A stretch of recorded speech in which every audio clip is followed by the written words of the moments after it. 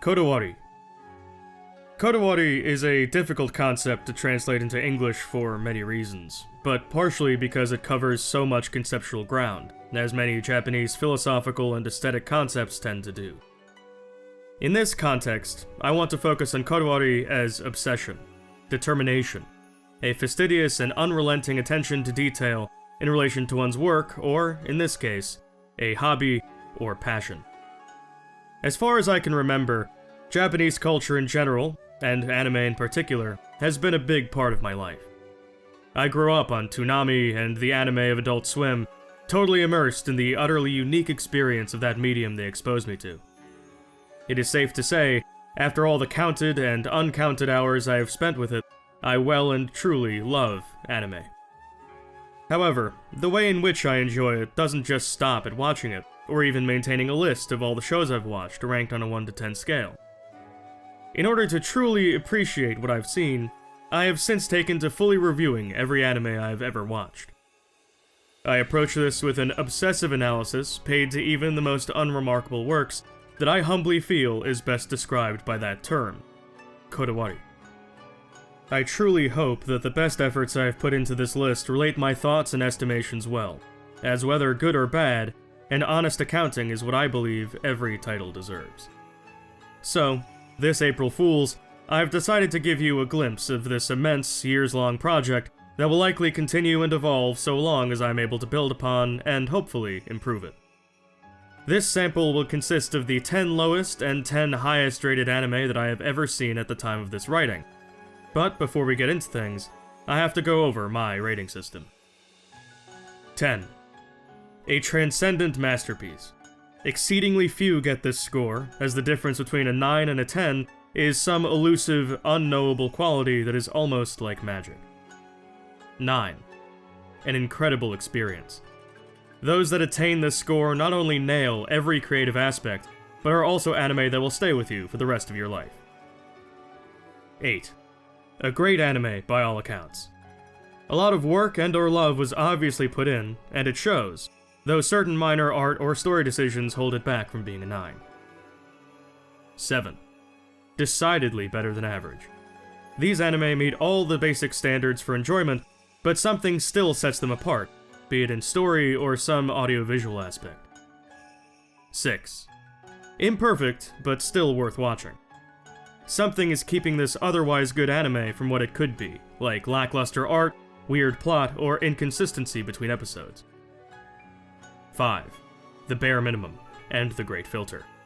An anime must be at least a 5 to be bearable. These are at best passingly entertaining, and at worst boring or even just bad. 4. Disappointing. Those which receive a 4 receive it because some major mistake or series of bad decisions ruined what could have been a 5 or even 6. Not worth watching. 3. Bad. While some distant glimmer of quality might still be seen in some places, anything that gets this score is a lost cause, and its only hope is a remake. 2. Garbage. Everything about an anime at this level is unwatchable trash, right down to the core concept upon which it is built. Doomed from the start, only fit to laugh at. 1. Insulting. An anime at this level either offends the senses, doesn't make any sense at all, or is simply very, very boring. Not even worth laughing at. I do my best to strike a balance between objective quality and personal enjoyment, and the resulting score is the end product of that negotiation. Without further ado, let us begin at the bottom of the list with the worst anime I have ever seen. I hope you enjoy, and happy April Fools. Number 137. Vampire Holmes. 2 out of 10. I am truly flabbergasted. I don't even know where to begin. I walked into this not knowing what I was in for, which made the whole experience that much more bewildering. Vampire Holmes represents a legendary failure. A work so profoundly bad that it is truly only fit to laugh at, and even then, that is being quite merciful. Every moment in Vampire Holmes is a new unfolding creative travesty, and it just gets worse the more you watch. It's like trying to explain an ambient hallucination. Who's the white-haired dude in the OP? Is that supposed to be Holmes? But I never saw him with white hair. Why can I see JPEG compression artifacts throughout the anime? Is that on purpose? Why do the backgrounds keep changing mid-scene? Why are some scenes completely unanimated? Does it ever come up that Holmes is a vampire? This anime is based off a mobile game? Did they just break the fourth wall to hawk their DVD? This anime has a DVD? How did this happen? How did any of this happen? I suppose I must begin somewhere, so I'll begin with the story. Or, I guess I won't, because there truly isn't one. That being said, it is still the best part of Vampire Holmes. The story consists of a barely strung together series of nonsensical vignettes and bad punchlines. When it does attempt a story with more cohesion, spanning more than a single episode, it does so in a clumsy, melodramatic manner that totally fails to generate anything resembling an engaging moment. Its only redeeming quality is that it's funny, but not because of the comedy it intends to bring to the table, but instead because it is so bafflingly horrible that you really can't help but laugh. The art, meanwhile, is irredeemably bad.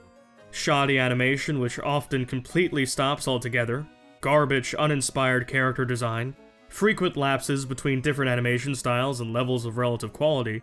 Everything about it really is just that bad.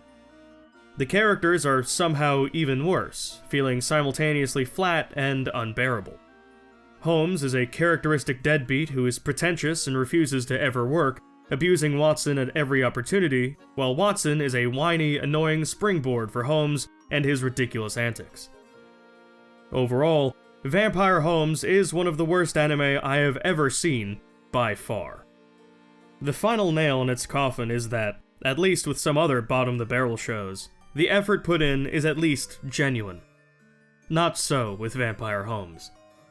Vampire Holmes is an advertisement which has stumbled clumsily into infamy, and all the joy that can be derived from it takes the form of derisive mirth at its expense. Laughter spent in disbelief that its creators made something quite so bad, so unfunny, that it circles back around into something that is almost artfully terrible.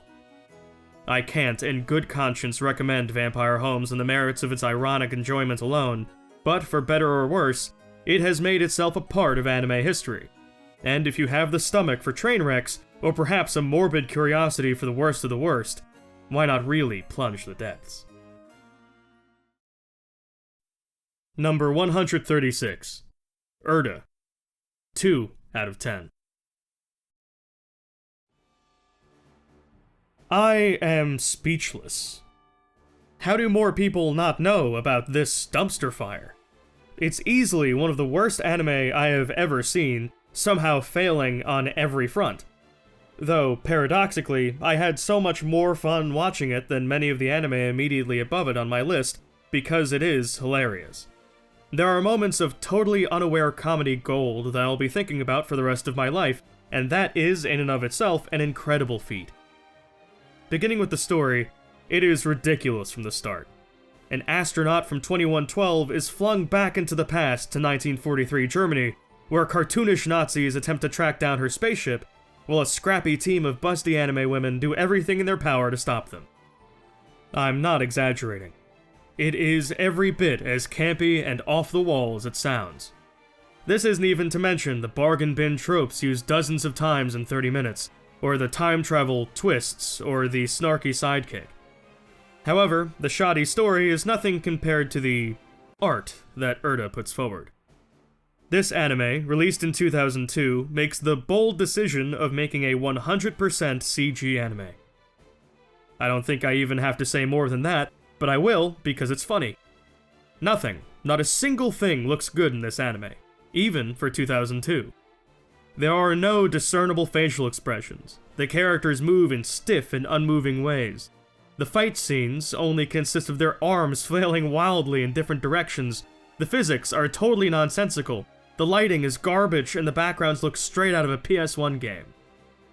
The sound is somehow just as bad, serenading the ears with a clunky electronic synth that only serves to make literally every scene that much funnier.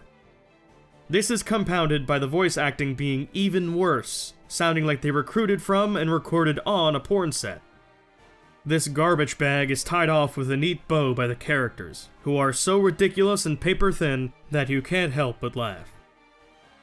Overall, Urda is unadulterated, bottom-of-the-barrel trash, and I highly recommend it. Best viewed with a room full of your closest friends, and possibly drunk. Number 135. Le Portrait de Petite Cossette. 3 out of 10. Le Portrait de Petite Cossette is an ambitious attempt at high-minded horror which falls flat on its face. It is a bland, overwrought mess, and even at 3 episodes is a genuine waste of time. Beginning with the story, there is little to say in its favor, as it's broadly bad. Though, at the very least, the concept upon which it is built is interesting. There's nothing wrong with the idea of haunted antiques attached to an 18th century murder, but the real problems come with how the show chooses to execute that idea.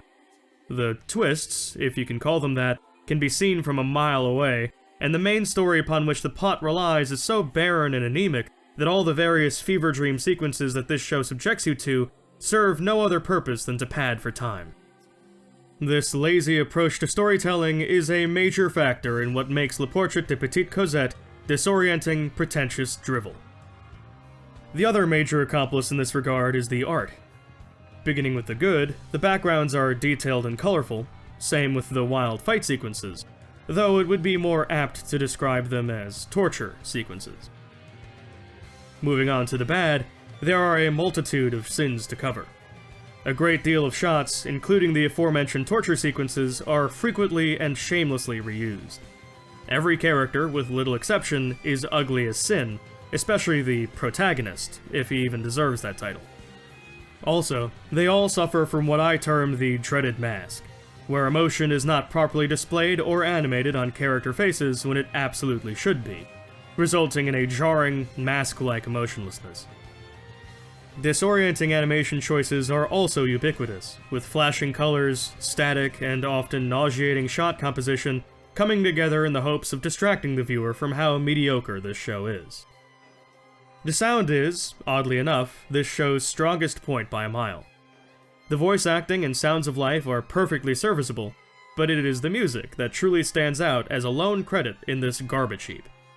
It manages to range from mysterious and foreboding to sweet and saccharine, and even all the way to epic and soaring choral compositions in a way that seems effortless and, while not the best score in anime by any means, is regardless a commendable effort.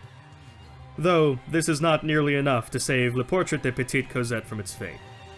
Ultimately, all the effort this music goes through to save the show is buried by the characters which feature in it. Every one of them feel like strange marionettes, strung along by necessity from one scene to the next, making decisions which make no sense and coming to conclusions nobody would ever come to. Overall, Le Portrait de Petite Cossette is not worth your time, and while it's definitely not the worst anime out there, it's still pretty bad. Do not watch, even for the OST, as it would be a better use of your time to listen to it on YouTube, instead of subjecting yourself to the garbage anime it's attached to. Number 134. Yami Shibai. 4 out of 10. I'm not mad, just disappointed. The stories they had to play with here had so much potential and were genuinely interesting. I stuck around only because I hadn't heard of them before and wanted to hear how they turned out. How they treated these stories felt kind of lazy in comparison to what they could have pulled off. The art is stagnant, devoid of energy, and gives off more of a storybook vibe, which they're probably going for on purpose. Regardless, the style they chose keeps their ghosts and monsters from jumping out at you, and not once was I anything more than mildly creeped out. Even at that, it was at the story itself, and not how they presented it to me. The sound is audible, and delivers nothing more than is absolutely necessary. The characters are decidedly two-dimensional, and I found myself caring for them in one way, and one way only. How they were going to get themselves killed, cursed, or captured. I had no investment in them most of the time, and even when they did end up writing a good character, it was gone by the next episode due to the nature of the format. This anime is below average for sure, but still maintains some merit in its atmosphere, which is no doubt provided by the stories the anime is telling and not the show itself, and as a vehicle to get these stories to more people. Now, if these stories were written by the people behind Yami Shibai and not just accumulated by them, that would be commendable, because they are essentially good stories. However, upon further research, I found this was not necessarily the case. The stories are based off of the rich tapestry of Japanese folktales and urban legends which already exist, written into short story form and poorly adapted to the screen. In this way, it would have done better as a book of spooky stories or something like that. I reiterate that there's nothing wrong with the tales themselves, I would just like to see them presented in a way which lives up to their potential. Overall, this title is comprised of a series of good horror stories presented in a decidedly subpar fashion. Watch it if you want to, but you should probably read these stories or have a friend tell them to you. Your imagination can do a better job than Yami Shibai. Number 133. The Miyakawa Family's Hunger. 4 out of 10. The Miyakawa Family's Hunger, despite being a spin-off of Lucky Star, one of my favorite anime of all time, is a bit of a letdown. Given how short the anime itself is, let's get right into the various reasons why.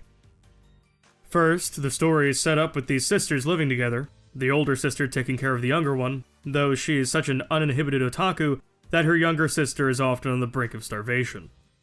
Now, it's clear that the show has written her as deep down being a good sister, or at least wanting to be, but the fact that her sister is starving so often and has to scold her about her use of money just makes the whole situation come off as some kind of tragedy.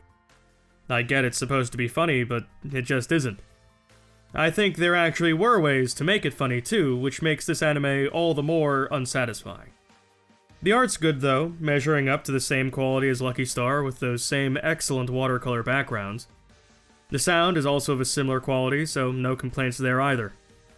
The characters come off as very flat and uninspired, like they had this idea and ran with it, forcing these characters to fit the idea so neatly that they lose any sense of humor or relatability. Overall, the best part by far is when the girls from Lucky Star show up in the background. The Miyakawa Family's Hunger is an underwhelming experience that left me feeling thankful the episodes are only a few minutes apiece. Number 132. Kikoushi Enma. 4 out of 10. Kikoushi Enma wastes no time letting you know what it is. A tween's idea of a grown-up anime. It comes right off the bat trying way too hard and failing to stick the landing even a little bit. Insofar as it is baby's first seinen, the viewer is subjected to campy gore, gross body horror, and boobies almost immediately, but their presence isn't the issue here. It's how they're used. It is as if these things, which are constant and unceasing, are thrown in cheaply by middle schoolers just for the fun of it. Even the most shameless of ecchi series have the self-awareness to not take themselves too seriously. This whole ordeal, and what an ordeal it is, feels like listening to a kid brag about how he drank his dad's beer once and saw a naked girl. It's like the whole production is just trying so hard to be dark and edgy while failing miserably, then demanding to be taken seriously on top of it all. Beginning with the story, it is pretty mediocre. The first 2 episodes are almost insultingly bad, and were it not for the short 4-episode run, this anime would have been dropped an hour in. The last 2 are marginally better, and though that's a relative term here, the point still stands. As a whole, the plot is generic, and there's not much else to say. There are a couple of creative ideas, but they manage to wring them out for everything they've got, and the rest of the conflicts seem contrived, present simply for their shock value. The art is generally pretty good, with an interesting art direction and shot composition. The character designs are also visually engaging. However, a notable exception to all this is the god-awful CG. Yeah, it came out in 2006, but that's no excuse for the long, panning shots of that dumpster fire. They could have simply not used it at all when they saw how bad it was, but instead they laid it on thick towards the second half, like they were running out of time or something. An additional note concerning the art is that sometimes the characters suffer from the dreaded mask, where an anime fails to convey emotion through the faces of its characters by way of failing to animate it properly. The sound is fine, and there's really nothing to speak of regarding it. The characters themselves are perhaps the worst part of the show, as they're shallow as puddles of dog piss and make decisions which manage to conflict with what little characterization they do have, as well as common sense itself. Enma is an aloof cool dude with a magic staff, and he's also a pervert. There is nothing else to his character, and he does not develop further. Yukihime is an aloof kimono-clad waifu who has a secret crush on Enma, as well as problems expressing her emotions. Kaperu is a pervert, and that's the joke. His closest thing to a redeeming plot arc is his regular email correspondence with a little girl, and while that certainly doesn't sound very good at all, mercifully, it is the only thing about him that is not somehow tainted by his debauchery. Every other character is pretty much a paper bag to be puppeted about so the story can happen. Overall, Kikoushi Enma felt desperate to be cool, and this desperation reeked the whole time. While there is a glimmer of some distant potential in this anime, that glimmer is certainly quite distant indeed.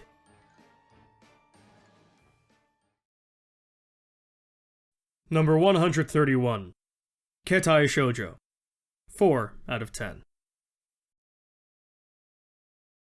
Keitai Shoujo translates into cell phone girl, but despite the name, the titular cell phone girl Rin is nowhere to be seen, save for a strange cameo at the very end, but let's not get ahead of ourselves here. Beginning with the story, it's certainly nothing to write home about. It is neither good nor bad, just incredibly basic, and beyond that, very sparse. The 6-minute episodes, which are really only 3 minutes when you factor in the minute and change the OP and ED take, cover a fundamentally basic story, with some stereotypical anime tropes thrown in.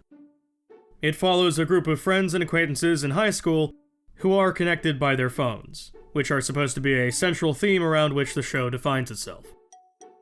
They show up to each other's sports events, are late to club meetings, talk about crushes, all the usual fare, and at such a short runtime, absolutely nothing sets it apart from the crowd. Of course, something would set it apart, but even the weird plot point of a cell phone turning into a magical girl is absent here, so you're left with this bizarre shell of an anime. I try not to include spoilers in my reviews, but here I must, to discuss this anime's greatest sin, Episode 6. Episode 6 is just an earlier episode where they introduce Sayo, followed by an extended credits sequence, and then a time skip where the entire main story happens. That's right, the viewer is shown 3 slides of text describing how the protagonist hero meets the magical cell phone girl Rin, and how she opens his heart to love. Then the anime resumes, and Rin is dying for some reason. A tearful goodbye is had, and Hiro confesses his love for Sayo at the Christmas festival.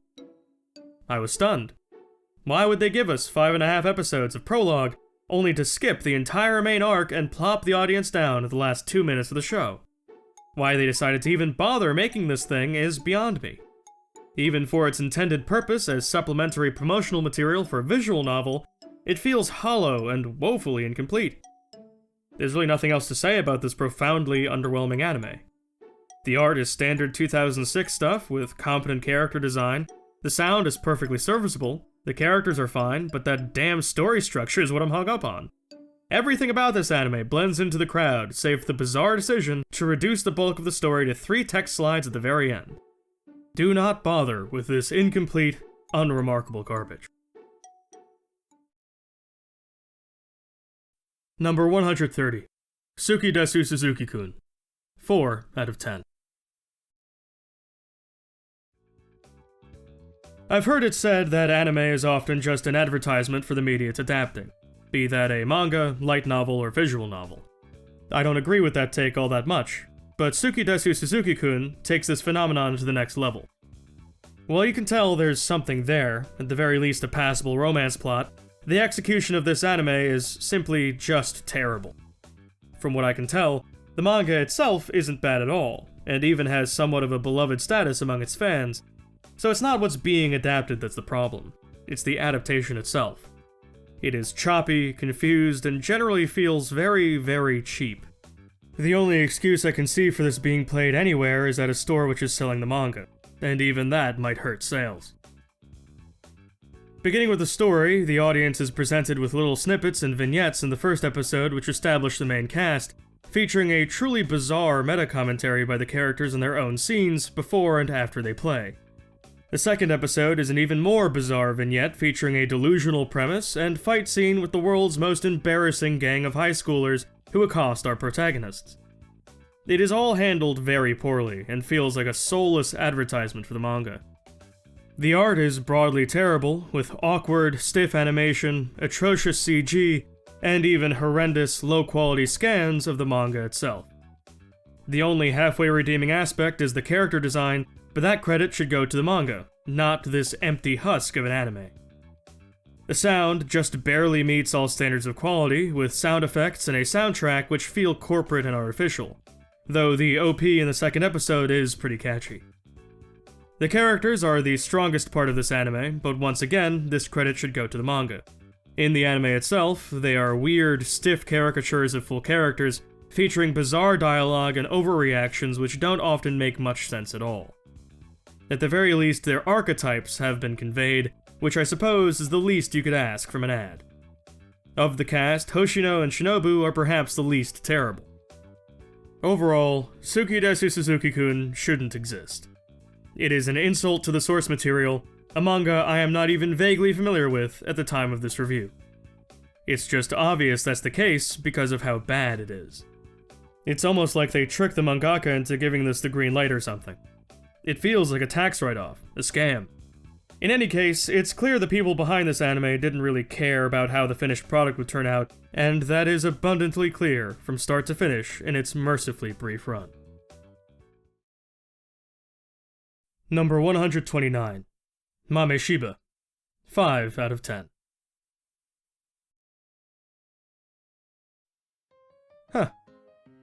Where to start with Mameshiba?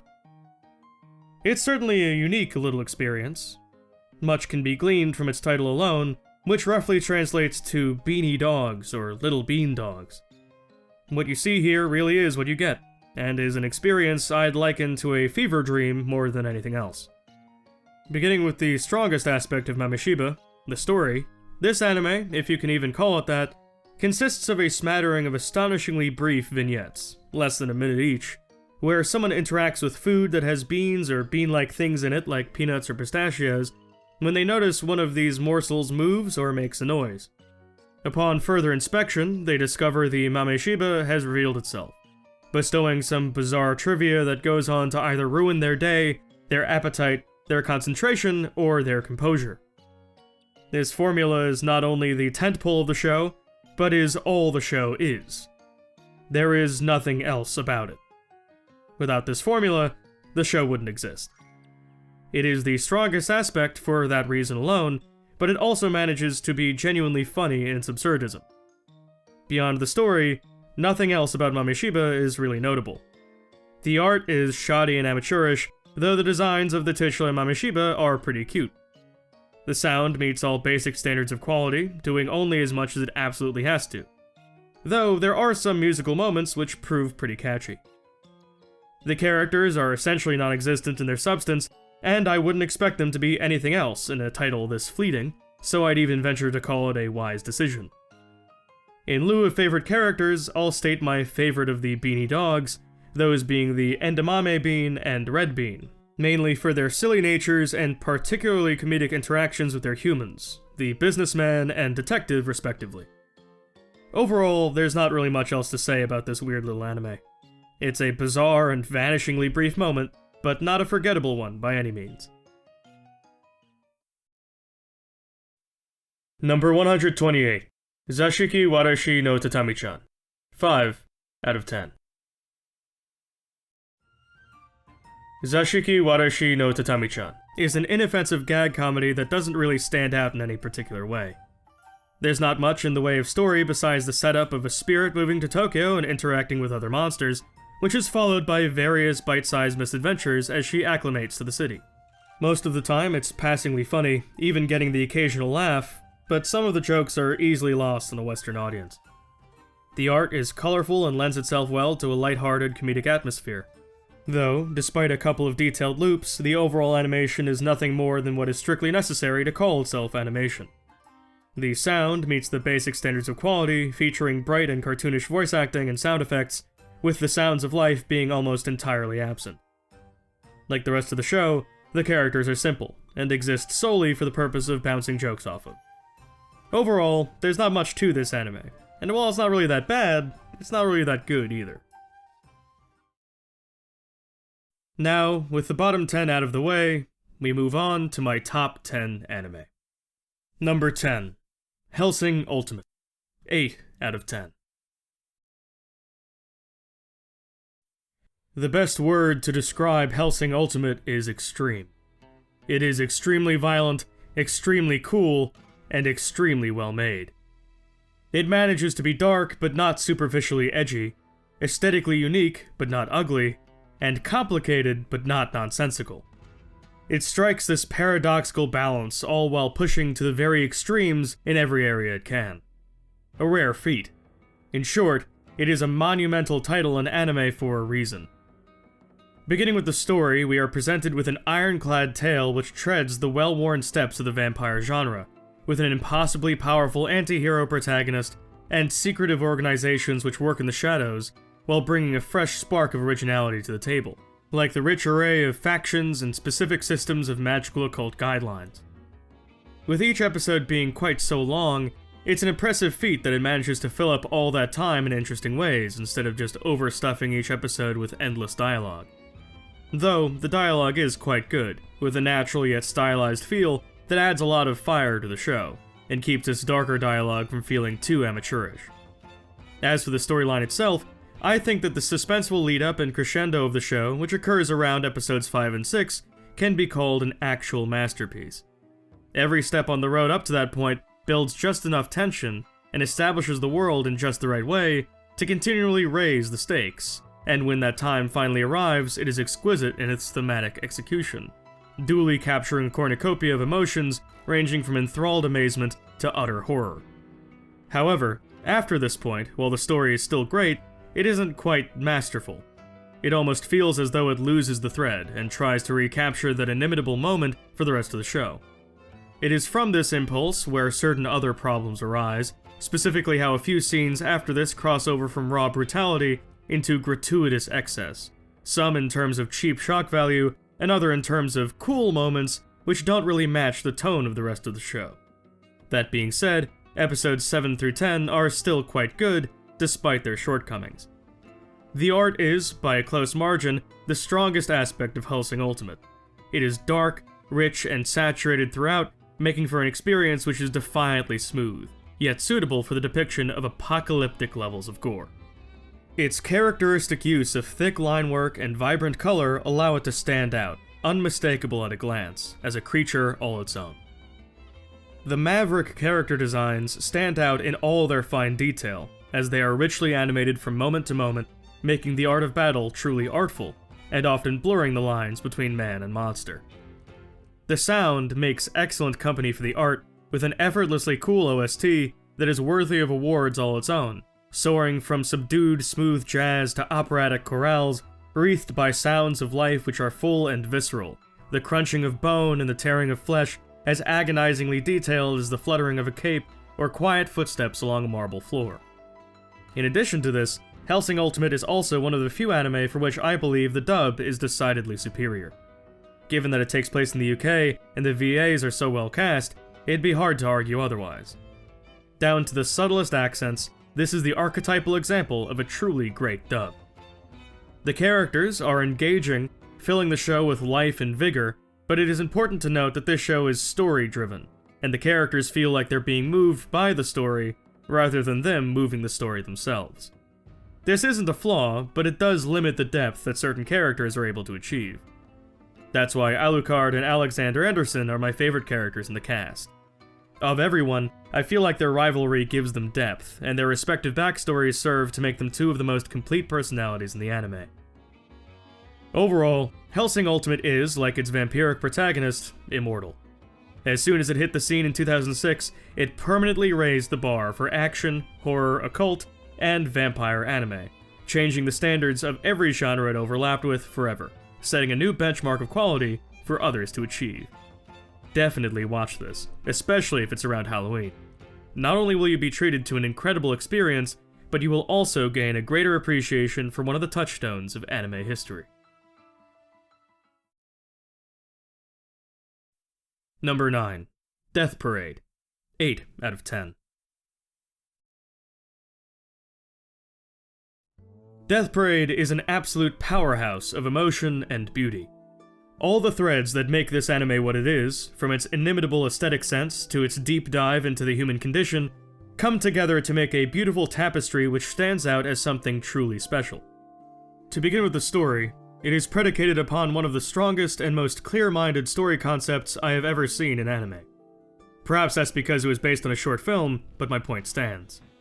Many anime begin with these messy, ill-defined ideas and make something of it as they go along, but not Death Parade. It comes right out the gate with episode 1, which firmly establishes its story concept of an ethereal bar where death games are played and people's fates are decided. Now, from this ironclad base, the story grows and branches beautifully, intersecting the lives of its guests and the mystery of Chiyuki, the amnesiac assistant of Decim, and the interplay of the other celestial arbiters and managers throughout, like the cloudy motivations of the manager Nona and her friendship with Quinn, the former arbiter. Perhaps my favorite thing about the story is that it manages to balance the episodic nature of its premise with a wider story that attempts to wrestle with various mysteries presented to the viewer at the very start.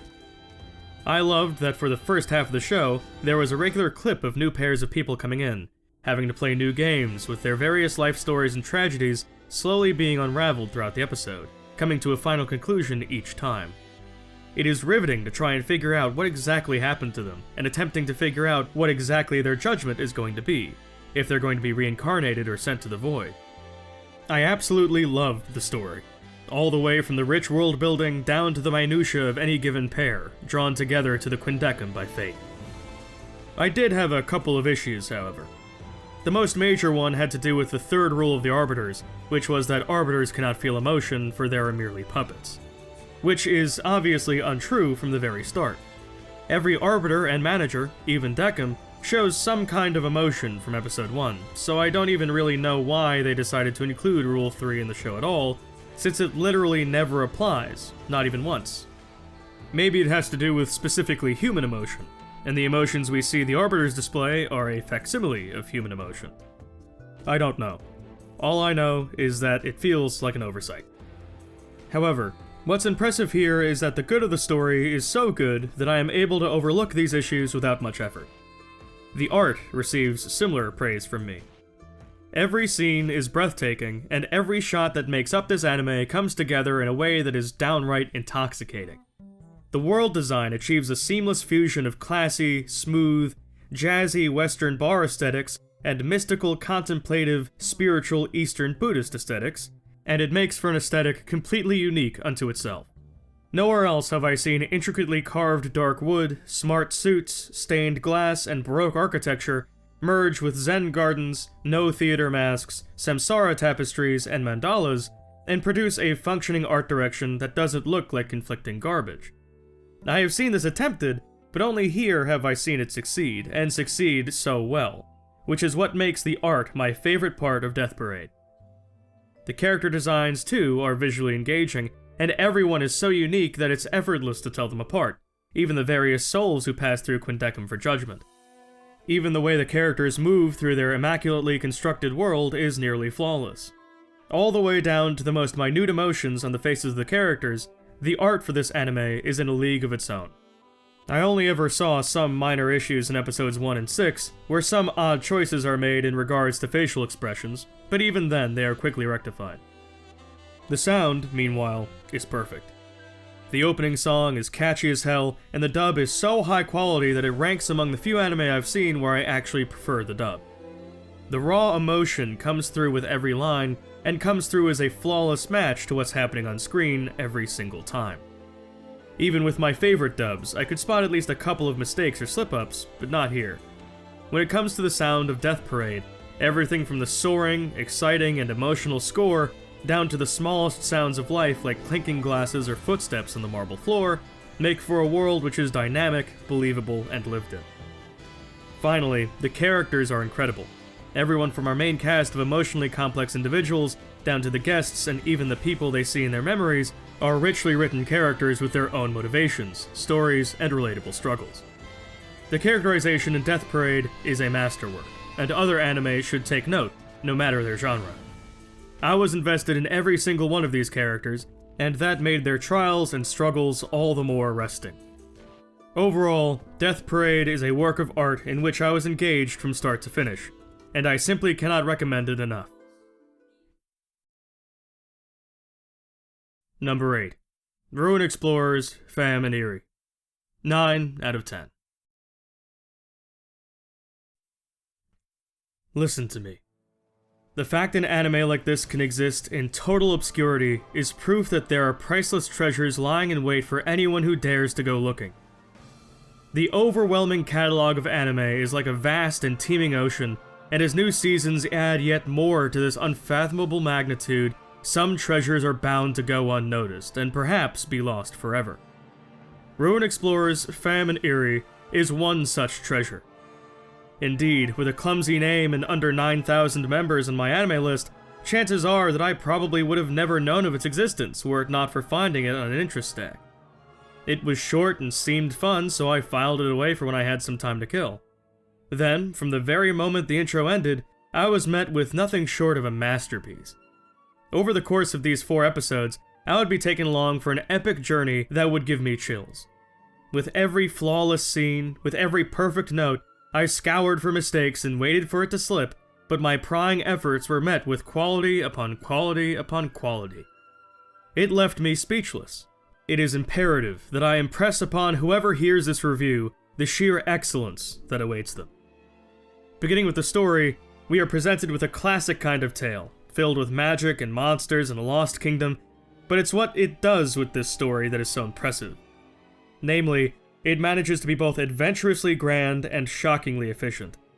It has an absolute command over its material, putting every minute to proper use, cultivating a sense of potent immersion which doesn't let up for a second. When I finished it, I was devastated to find the manga only has 2 volumes. Indeed, the only mark against this anime is that there isn't more of it. However, this legendary adventure would not be nearly as engrossing without my favorite aspect of this anime, the art. Every visual aspect of this show is lovingly crafted and eminently engaging.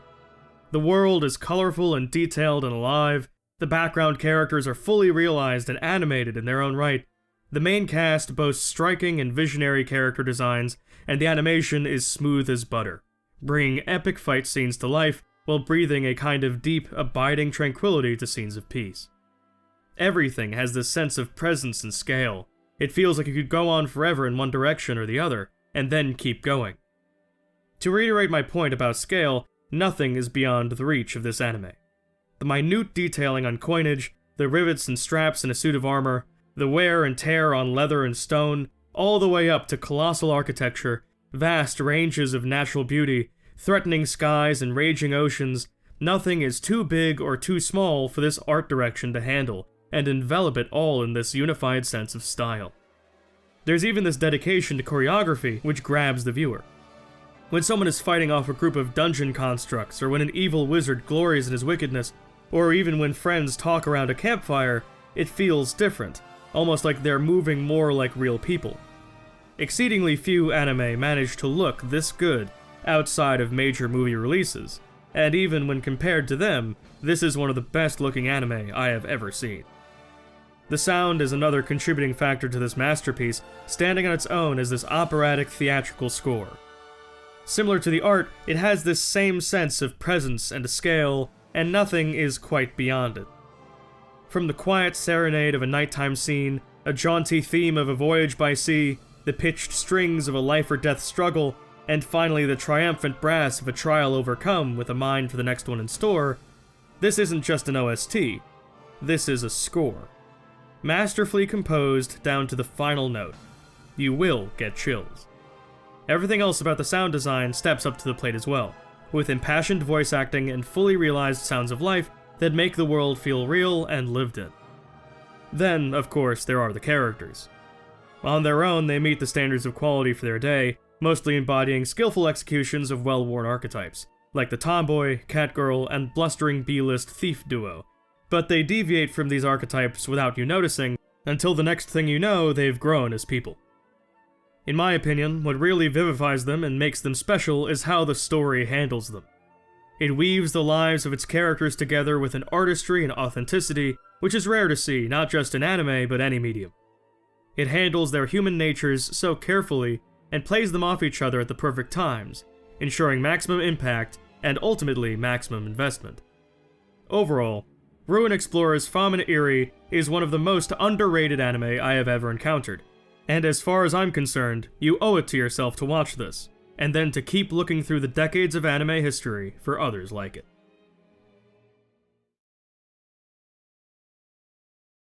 Number 7. Kino no Tabi, The Beautiful World. 9 out of 10. Kino no Tabi is a cerebral, creative, and impactful anime with an originality of concept that strikes at the core of the human desire for travel, and, more specifically, exploration. Furthermore, it is one of my personal favorite anime of all time, and serves as an amazing time capsule, offering the viewer a glimpse into the state of the medium in 2003. To begin with, the story is a simple concept that achieves its goals essentially without flaw.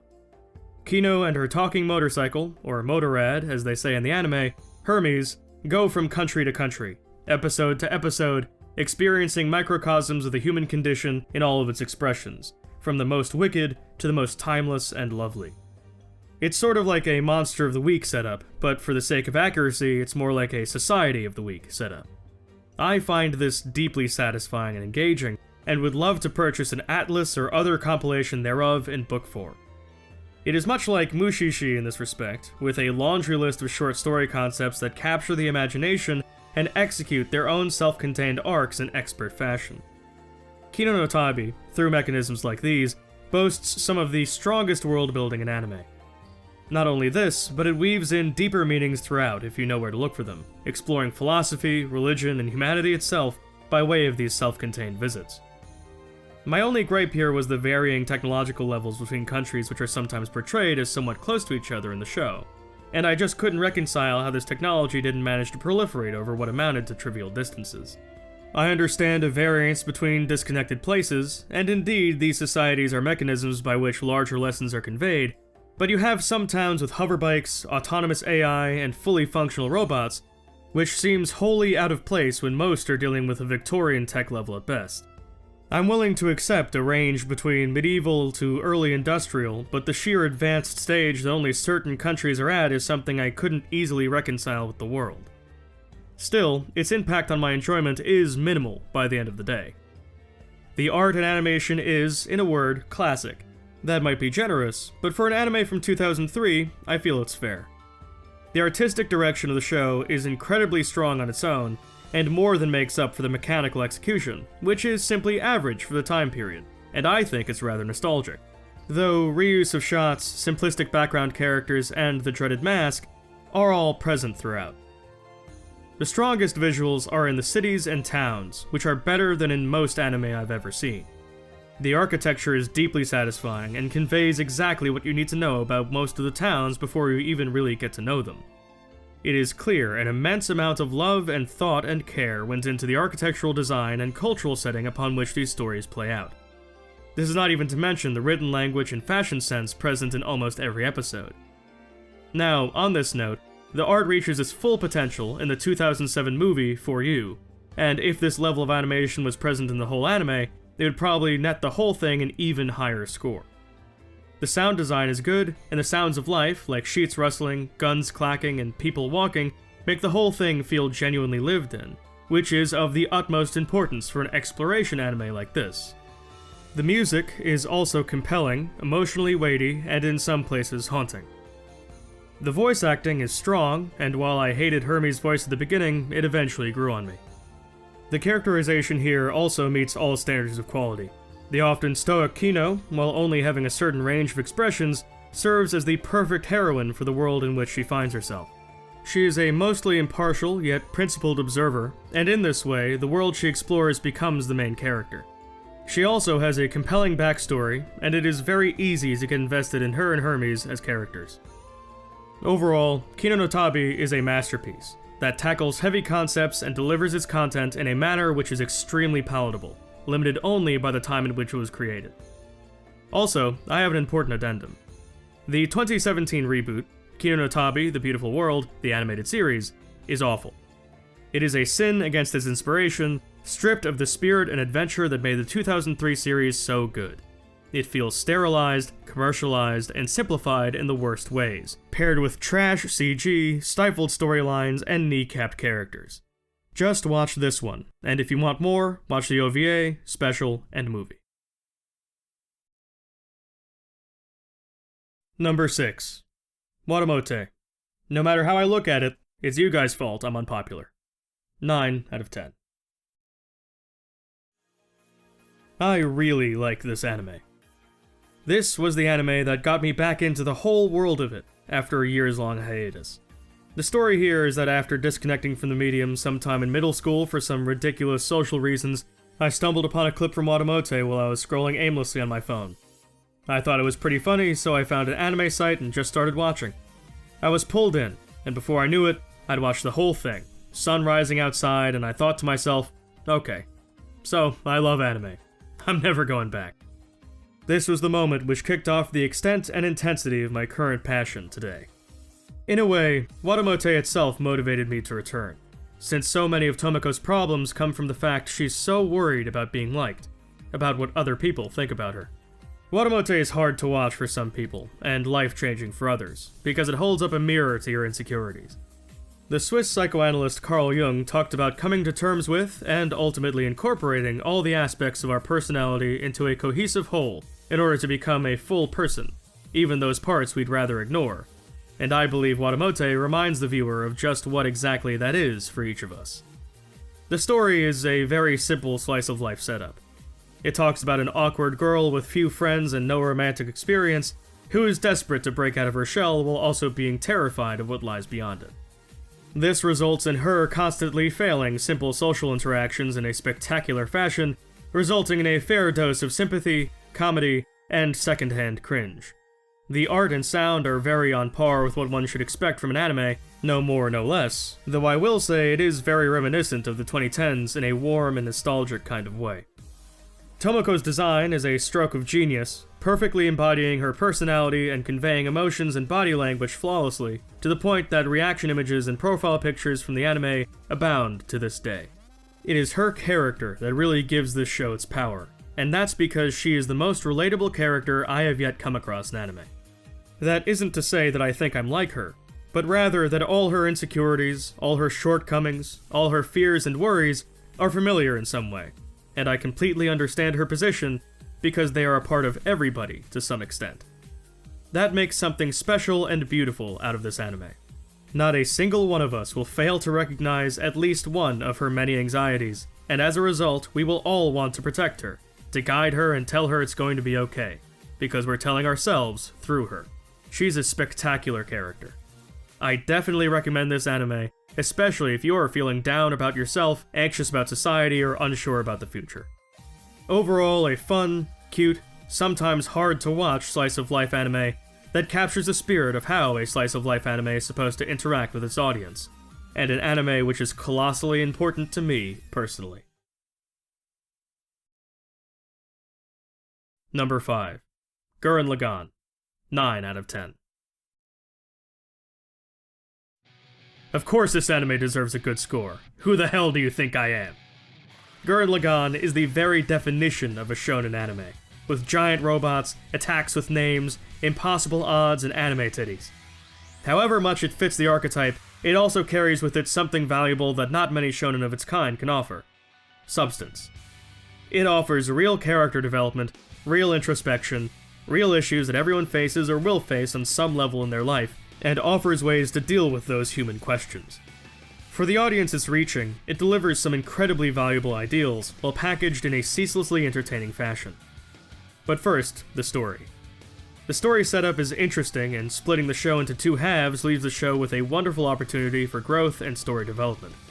The first half has an unpredictable, adventurous quality to it that hooks the viewer, while the second half has this sense of grandiosity. How something as simple as digging up a cool drill in a robot with your bro in the first half leads to a universe-altering saga in the second.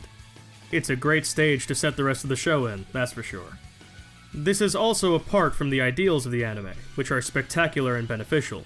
It tackles self-esteem, grief, existential dread, ethics, and self-sacrifice, lauding heroism, bravery, and confidence along the way. This is more than just, our main character is cool and foolhardy and you want to be like him because he's a cool shonen character.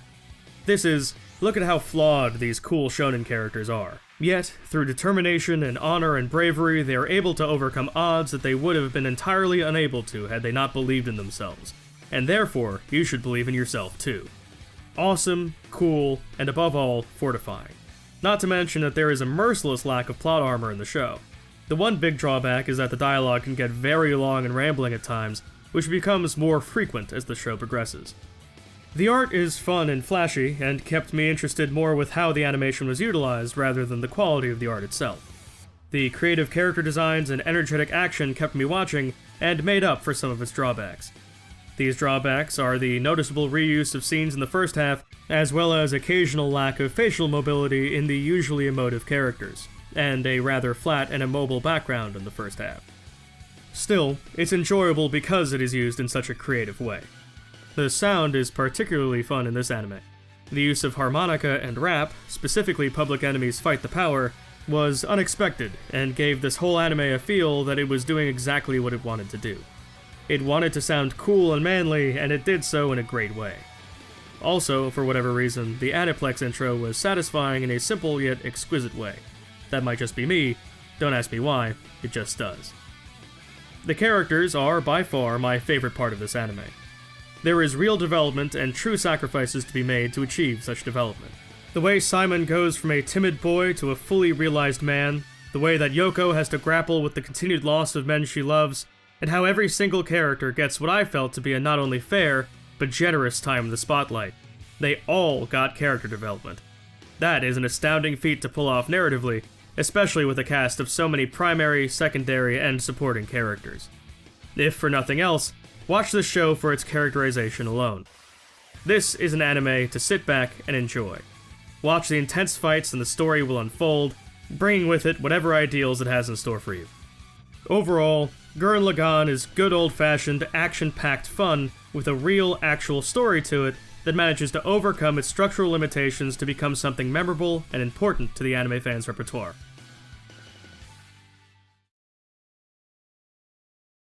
Number 4. Lucky Star. 9 out of 10. Lucky Star is a well-known classic, and as I now understand, it has earned such a reputation for a reason.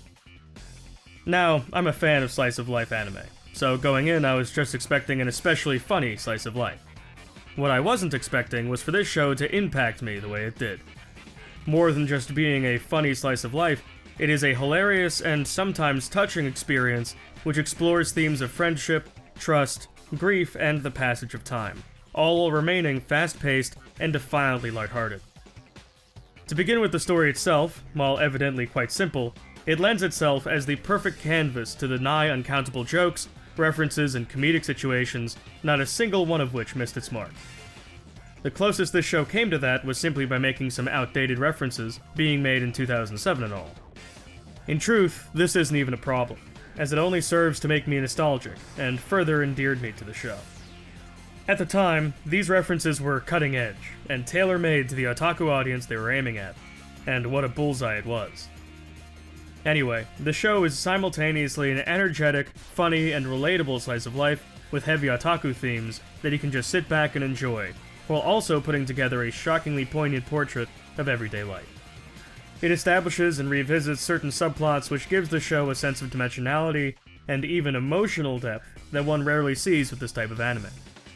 Lucky Star even totally blindsided me with episode 22, the emotional weight, intelligence, and complexity of which makes this anime a sleeper hit in this regard.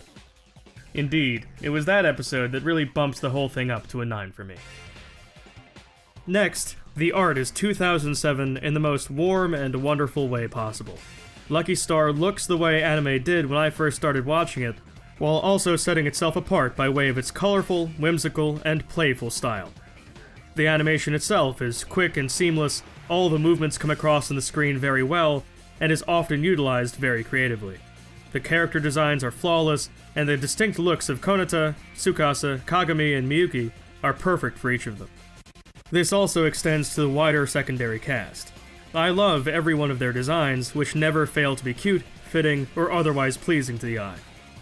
Finally, the backgrounds absolutely blew me away. Time and time again, they unveiled these stunning watercolors that I just had to stop and admire for a while, and this last point cannot be overstated. The only shortcoming of the art was the occasional money or time-saving measure, like making certain background characters simple gray outlines. The sound is great, and is everything it needs to be to support the rest of the show. First, the intro is a blast, and I never skipped it. The sounds of life, like plates, pencils, or bags rustling, are very sufficient, and the main soundtrack, while simple, lends the appropriate moods to various scenes and sets the tone pretty well in most situations. I have heard better sound design, but I don't think this show needs it. The characters are easily my favorite part of the show, and what got me so invested. First, their dynamics are impeccable throughout, their contrasting personalities and strengths and flaws coming together to make a friend group that is both dynamic and engaging while being believable and relatable. I love Konata's huge, nerdy otaku persona, Tsukasa's nervous Emoto vibe, Kagami's disciplined tsundere attitude, and Miyuki's benevolent demeanor. They are pretty much perfect, and I'm going to miss watching them interact, because their conflicts and discussions and adventures are so relatable and realistic in ways that very few other anime have managed to capture. One final thing I'd like to reiterate about Lucky Star here is that this anime was clearly loved, be it the series creator Kagami Yoshimizu, the director Yasuhiro Takamoto, or even VA talent like Minoru Shiraishi, who started doing outro antics himself halfway through the show. It is plain to see that the people who worked on Lucky Star had fun. Every moment they put in a reference, or break the fourth wall, or do an outro gag, they show their hand that this was something special to them, and I love that. It really, really shows. Overall, Lucky Star easily earns its place as one of my favorite anime of all time. Highly recommended. You know its name for a reason. Number 3. Welcome to the NHK. 9 out of 10. Welcome to the NHK is going to stay with me. I started this show at a time in my life when I saw myself reflected in Sato, or at least some parts of myself which were very much reminiscent of him and his situation. This anime is a watershed moment for NEETs the world over, and a must-watch for anybody who finds themselves in such a life or similar. To begin with my favorite part of the show, the story is strong, cerebral, and impactful, yet still accessible to its intended audience, and I laud it as a work of genius. The themes explored throughout are themes anybody from recent college graduates to lifelong hikikomori can relate to, and it does not shy away from the heavy stuff either. It depicts anxiety, panic attacks, suicide, video game addiction, pyramid schemes, familial abuse, social isolation, and a million other famously difficult topics in the best way I have seen them portrayed in anime so far. When Sato has a panic attack in public, it provides an excruciatingly immersive depiction of it, and when Misaki is contemplating suicide, Welcome to the NHK brings to life the grief and sheer weight of emotion that would drive somebody to that point. Everything it tackles is handled in a tasteful, emotionally complex, and relatable way. I would wager to say this story has saved at least a few lives. I wouldn't just say the story is good, I would say that this story is important, and forever will be.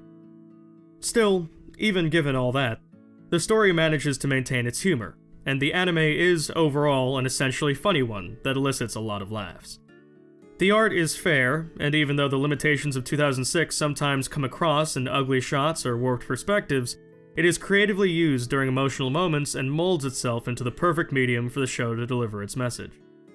The sound design is good, nothing less than what I would expect, though the music is something that will stay with me forever. Something about that guitar and harmonica combo captured the emotion of dozens of scenes better than a chamber orchestra. The characters are, like the story, essentially perfect. I don't feel a single person is missing from the narrative, and when we lose people to circumstance, like Yamazaki, it feels like a real, actual loss. I got so attached to all these characters that I will be imagining them and their archetypes in various situations all the time now. Now that I have finished the show, I'm going to genuinely miss them. The finale made it one of the few anime to actually make me shed a tear. I enjoyed this experience immensely. My life has changed quite a bit since I started Welcome to the NHK, pretty much all around for the better. But as I leave my neat life behind, I'll never forget what it taught me. I'll never regret the time I spent there, and I'll never forget that I had this anime to send me off on a good note into the wider world. For that, I am thankful. Number 2. Samurai Champloo. 10 out of 10. Samurai Champloo is an innovative yet classic samurai story, an aesthetic tour de force, and overall just very, very cool. I caught episodes here and there on Toonami and Adult Swim when I was a kid, and while I enjoyed them, I never really saw enough of the anime in one sitting to reveal the masterpiece I was witnessing unfold in real time. Now, having revisited this classic I first visited in the misty depths of the mid-2000s, it is clear to me that Samurai Champloo is a work of art, in every sense of the term.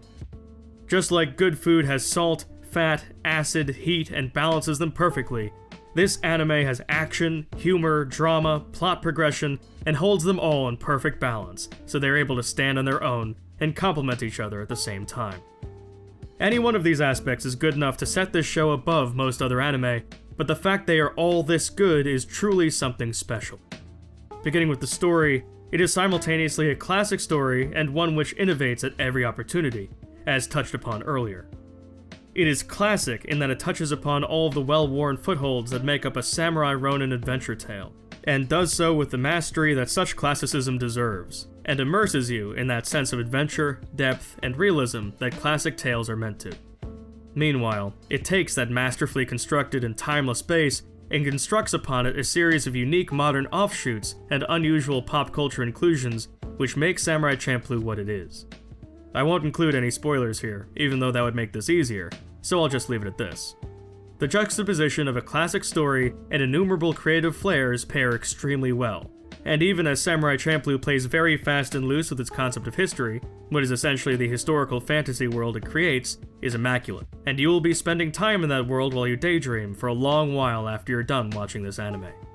The art lends itself to this end, blending the graceful beauty of Edo-era Japan with an energetic and lively art style which defines all the moving pieces which inhabit this living world.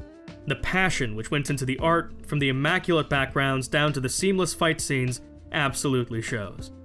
The characters are expressive and emotionally readable, and even the background characters are often given the same treatment, which speaks to the dedication with which this show is made. Occasionally, some characters will look exceptionally ugly, which may be off-putting to some, but this is done for visual gag comedy, and makes sense within the general style of the show, which more often than not is extremely beautiful. The sound is one of the more distinctive parts of Samurai Champloo, and is the first thing most people think of when they talk about it. It is characterized by these distinctly Japanese-style hip-hop influenced beats bordering on lo-fi throughout. It fills every scene with life and emotion, and radiates coolness. When it's absent, the silence is felt as this heavy thing on your chest, which really speaks to the power of that music's presence. Not to mention, I never once skipped the OP or the ED, which are excellent in their own right. The sounds of life are also rich and detailed, from the crunching of dirt to the splashing of blood, and makes the world feel real and lived in. Also, I watched the dub, because that's how it aired when I first saw it as a kid, and it's a fantastic dub. One of the best I've ever heard, to be honest. The voice talent here is incredible, and I cannot recommend the dub enough as a result. The characters are perfect for the world they're placed in, and are a deeply interesting mix of people, especially our main three protagonists, Fu, Mugen, and Jean. Their differences seem insurmountable, but the way they all grow closer throughout their journey is unforgettable. Even the cast of characters they meet over the course of that journey are engaging and leave their mark on the story in each of their own distinct ways. Overall, if I had to describe Samurai Champloo in one word, it would be this: authentic. This is what it looks like when an anime is made with the goal of making a work of art, and that authenticity shows through in every facet of the finished product. I felt the ebbs and flows of this anime as I watched it, and now I count it as a part of me. That is something that can only be said of a precious few anime out there. It has earned every ounce of praise it gets.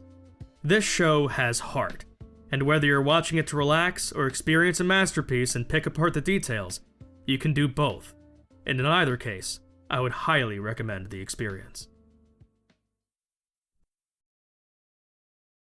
Number 1. Berserk. 10 out of 10. This anime is, of course, a masterpiece. There's only so much praise that I can heap upon this truly legendary title. I can only do it so much justice. I could write 1,000 pages and it still wouldn't be enough. This is more than an anime, and even more than an artistic masterpiece. This anime is a teacher, a lesson that takes root in your soul and fills in the cracks of your character. It teaches you the nobility of struggle for its own sake, the power of perseverance not as a means of getting somewhere else, but as a good all its own. There is so much that it offers that I believe is missing from the experience of modern man, and so many parables of pain that I believe are fortifying to the essential core of what makes us human. I must begin somewhere, so I'll begin with Berserk's strongest aspect, the story. While the anime only covers a meager portion of the wider tale that unfolds in the manga, it is one of the manga's most compelling arcs, and every ounce of genius handed down to us from Kentaro Miura is on full display. That inimitable vision of the mythic master that painstakingly gave all he had to the breathtaking cultural monument that is Berserk. It is richly dark, intricate, and alive in a way that very few anime can compare. It brutally parses through the hardest questions presented to us, and does so in a way that is unforgiving and eye-opening. It touches on the myriad of questions lurking in the depths of the human heart, and forces you to ponder them and grow through their consideration. Is struggle the key to fulfillment? Is the pursuit of happiness or power sufficient for a meaningful life? Do humans crave a reason for evil? How do you grapple with the weakness within yourself and turn it into strength? Can this weakness be avoided or instead made to fuel growth? How does your relationship to other people impact your personal journey? Can evil be finally defeated? And does it even matter so long as you always pursue its destruction? Or simply pursue something for the very sake of its pursuit? The emotional journey one takes along with the characters leaves you different. You will be different after watching this anime if you really consider what it has to say to you, no matter how uncomfortable. As for the art, as an anime from 1997, it excels in some places and lacks in others. Kentaro Miura's vision cannot be feasibly captured in any other medium than manga, but it was done as best as it could possibly be done in this anime for sure. The scenes of cosmic terror and eldritch horror come through nicely, and even if some of the more mundane scenes can feel stiff in ways which betray a limited budget, gorgeous architecture, natural scenes, and warm, multifaceted character designs abound. The sound design is incredible, a shining example of how sound is often just as important as sight when it comes to impactful, insightful anime. Hirasawa's work on the OST delivers hit after hit at just the right times throughout the show, taking an already arresting experience and elevating it to one which is almost spiritual, that stirs the heart in its most vital recesses. Beyond the music, the sound design of the wider world also brings itself to the forefront, leaving us with a sense that we are there with Guts, in his world, with all its triumphs and terrors. The characterization in this show is second to none. The development of Guts and the Band of the Hawk are brought forward in a manner which respects each of them as people, while also progressing them towards different versions of themselves as they learn from their experiences, some for better, and some for worse. Part of the experience with this anime is that you become truly invested in all the characters at play here, which makes every trial and triumph that much more moving. Of course, Guts is not only my favorite character in Berserk, but one of the best characters in fiction, period. It is safe to say I enjoyed Berserk a great deal, as countless others have, and there is very little, if anything, that detracted from it. The sheer brutality of certain scenes can be visceral, and the tense desperation of other moments can tear your heart open with emotion. But if you don't want to encounter distilled despair, then you shouldn't be watching Berserk, which also brings with it concentrated action, an incredible story, and above all, a lesson in hope. Overall, Berserk is a true work of art. A masterpiece, in every sense of the word. Thank you for watching this absolute behemoth of an April Fool's video, which is more than a shocking break from my usual content, but a small glimpse into a separate passion project from the one I've been making videos on over the last few years. I hope you enjoyed. Let me know what you thought about this journey in the comments, and if this is something you'd like to see more of in the future. Regards, and I'll see you all next time.